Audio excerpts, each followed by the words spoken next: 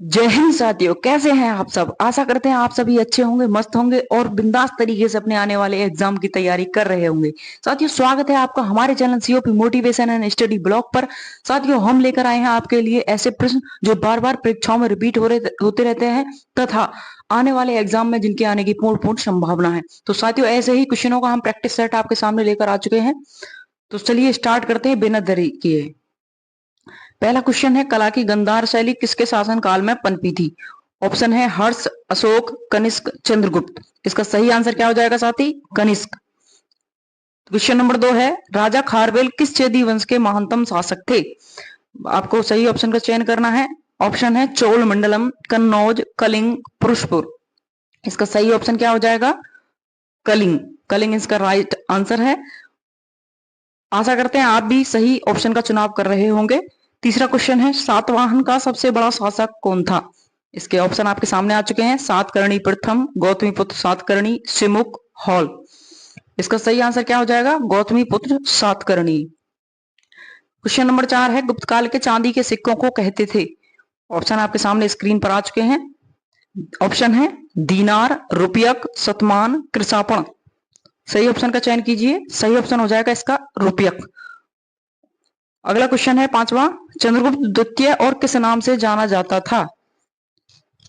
Option आपके सामने screen पर है। समुद्रगुप्त, स्कंदगुप्त, विक्रमादित्य, राणागुप्त। इसका सही आंसर हो जाएगा विक्रमादित्य। अगला क्वेश्चन है, राजा गुप्त राजा जिसने विक्रमादित्य की पदवी ग्रहण की थी वह था। ऑप्शन है स्कंदगुप्त, समुद्रगुप्त, चंद्रगुप्त द्वितीय, अशोक। सही आंसर है इसका चंद्रगुप्त द्वितीय। चलते हैं नेक्स्ट क्वेश्चन की ओर। सातवां क्वेश्चन है, हरिसेन निम्नलिखित राजाओं में से किसका राजकवि था। ऑप्शन आपके सामने स्क्रीन पर है। अशोक, समुद्रगुप्त, हर्षवर्धन, चंद्रगुप्त द्वितीय। इसका सही ऑप्शन है समुद्रगुप्त, बी उसका सही आंसर हो जाएगा। अगले क्वेश्चन की ओर चलते हैं। क्वेश्चन नंबर 8 है, लिच्छवी दोहित्र किसे कहते हैं। ऑप्शन आपके सामने स्क्रीन पर आ चुके हैं। चंद्रगुप्त प्रथम को, हर्षवर्धन को, स्कंदगुप्त को, समुद्रगुप्त को।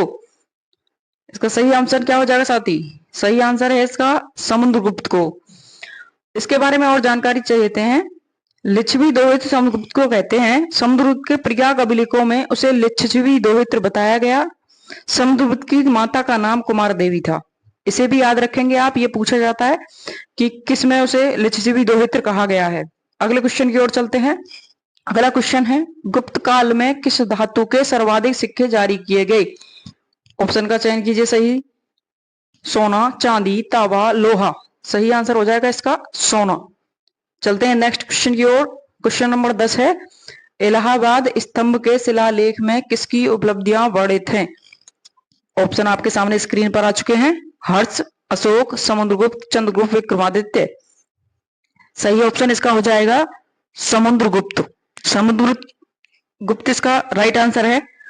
यह शिलालेख संस्कृति की चंपू शैली का सुंदर उदाहरण है। जो ये आपका इलाहाबाद स्तंभ है, ये संस्कृत की चंपू शैली का प्रसिद्ध उदाहरण है। क्वेश्चन नंबर 11 है, इलाहाबाद स्तंभ शिलालेख किसने बनवाया था। ऑप्शन आपके सामने है। महासेन, वीरसेन, विष्णुसेन, हरिसेन।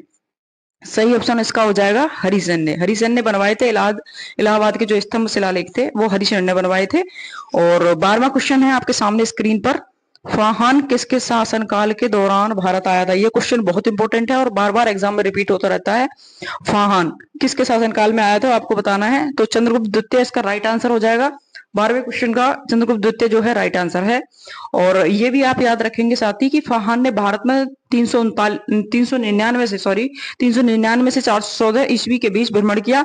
इस समय उत्तर भारत में गुप्त साम्राज्य का सबसे प्रतापी राजा चंद्रगुप्त द्वितीय शासन कर रहा था। कौन शासन कर रहा था, चंद्रगुप्त द्वितीय। ये आपको याद रखना है, ये पूछा जाता है एग्जाम में कि चंद्रगुप्त द्वितीय शासन कर रहा था जब फाहान भारत आया था।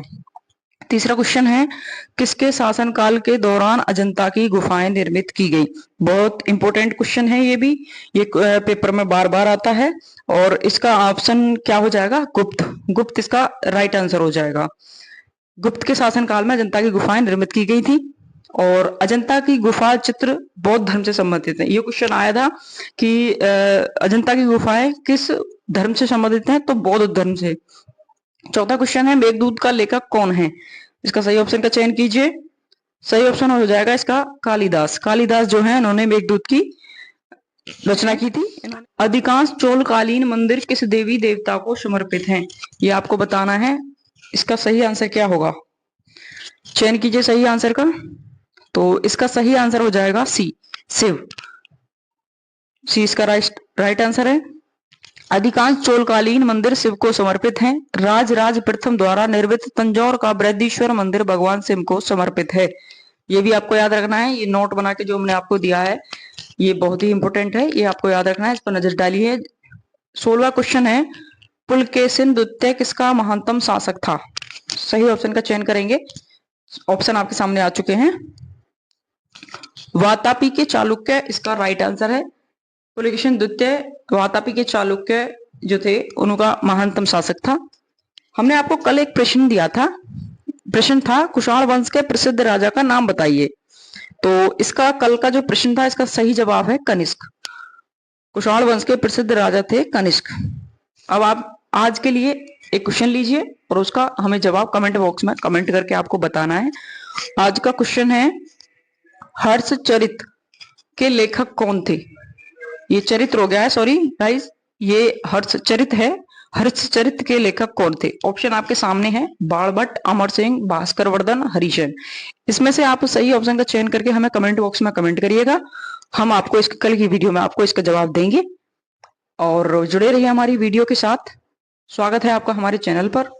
जुड़े रहे हमारी वीडियो के साथ। जय हिंद, जय भारत।